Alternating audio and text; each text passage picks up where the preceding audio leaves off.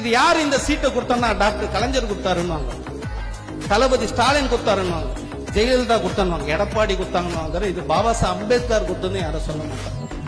இந்த சொல்ற இயக்கத்தா பகுஜன் சமாஜ் கட்சி, வரலாற்றை சொல்ற இயக்கத்தா. தகப்பன் யாரு அப்படின்னா தகப்பன் பேரை சொல்ற இயக்கத்தா இந்த பகுஜன் சமாஜ் கட்சி.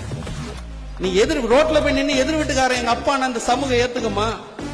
இன்னைக்கு அதுதாங்க நிலைமை. இன்னைக்கு இந்த சீட்டு இன்னைக்கு சட்டமன்றத்தில் 46 பேர் போயிட்டு இன்னைக்கு இந்த சீட்டு யார் கொடுத்ததுன்னா 1932 ஜெயலலிதாவும் பிறக்கல, அந்த அம்மையாரும் பிறக்கல, எடப்பாடி பிறக்கல, ஸ்டாலின் பிறக்கல.